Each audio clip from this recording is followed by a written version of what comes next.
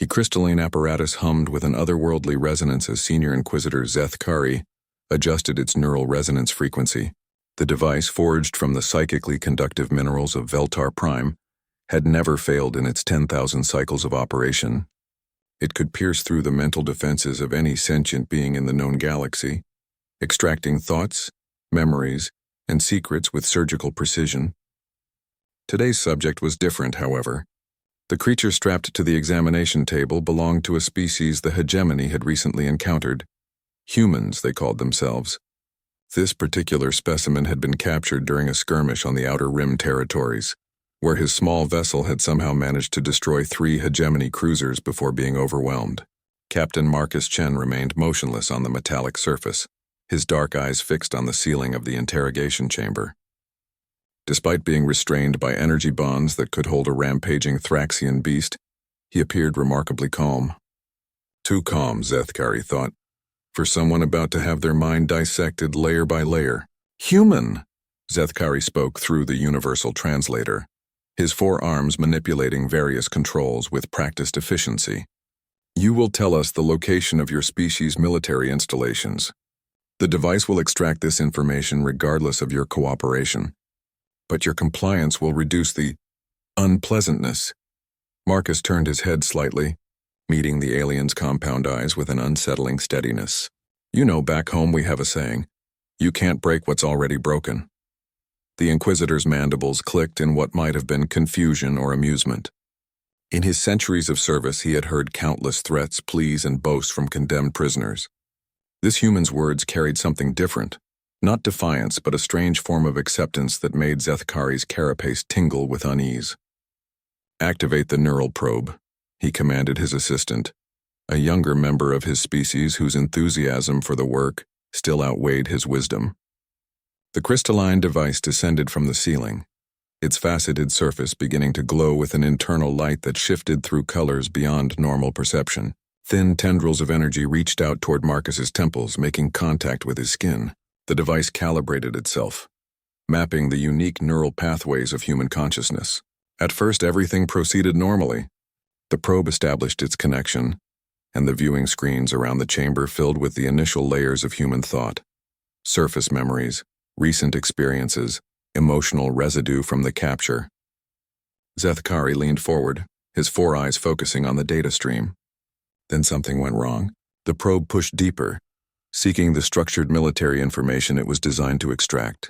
Instead, it encountered something unprecedented. Marcus's mind wasn't organized like other species. Where the Zeth Kari and their conquered races had orderly, hierarchical thought patterns, the human mind was chaos. No, not chaos.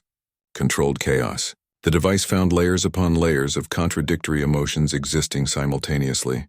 Love and hate, hope and despair, creation and destruction, all occupying the same mental space without conflict. The probe detected memories of breathtaking beauty existing alongside recollections of unspeakable horror, acts of selfless heroism intertwined with moments of calculated cruelty. But it was more than that. Marcus's mind contained what appeared to be multiple conscious entities. Childhood imaginary friends that had never truly left. Literary characters he had read about who now lived as permanent residents in his psyche. Philosophical concepts that had taken on personalities of their own. The probe encountered Marcus's sense of humor, a sardonic, self-deprecating entity that seemed to mock everything, including itself. The device began to vibrate as its crystalline matrix struggled to process the information. Warning lights flashed on the control panels. "Inquisitor," the assistant called out, his voice tight with concern. "The readings are unusual." Zeth Kari ignored him, transfixed by what he was seeing on the screens. The probe had found Marcus's memories of war, and they defied comprehension. Humans had fought themselves throughout their history, not for resources or territory alone, but for ideas. Abstract concepts like freedom, dignity, and justice. They had created weapons capable of destroying their entire world, then spent decades living under the threat of mutually assured destruction. The probe detected Marcus's knowledge of human literature, and Zeth Kari felt his sanity strain. These creatures wrote stories about their own extinction and called it entertainment. They created fictional monsters that were metaphors for themselves. They worshipped gods they simultaneously doubted and rebelled against. The crystalline device was now shaking violently. The chaos of human consciousness was feeding back into its structure, introducing irreconcilable paradoxes into its ordered matrix. The probe found Marcus's understanding of quantum mechanics, a science that embraced uncertainty and contradiction as fundamental properties of reality. "Shut it down!" Sethkari screamed, but it was too late. The device encountered the deepest layer of Marcus's psyche, where he kept his most profound truth. Humans were simultaneously the most noble and most destructive species in existence, capable of infinite compassion and infinite cruelty, often within the same individual. They were evolution's accident that had become evolution's greatest achievement and greatest mistake. The contradiction was perfect and absolute. The crystalline matrix couldn't handle it. With a sound like reality tearing, the interrogation device exploded. Fragments of psychically conductive crystal embedded themselves in the chamber walls. The viewing screens went dark. The energy restraints holding Marcus failed, but he didn't move from the table. In the sudden silence, Marcus sat up slowly and looked at the terrified aliens. "I tried to warn you," he said quietly. "You can't break something that breaks itself for fun." Sethkari stared at the human in absolute horror.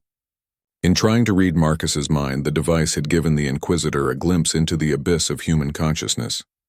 He now understood why these creatures had been able to destroy 3 cruisers with a single ship. They weren't just willing to die for their beliefs. They were willing to die for the sheer cosmic joke of existence itself. The hegemony never attempted to interrogate another human. Some knowledge, they realized, was too dangerous to possess. Marcus Chen was released with apologies and a strong recommendation that his species be left alone. Forever. As his ship departed the hegemony station, Marcus smiled to himself. He hadn't told them the worst part. He was considered emotionally stable by human standards.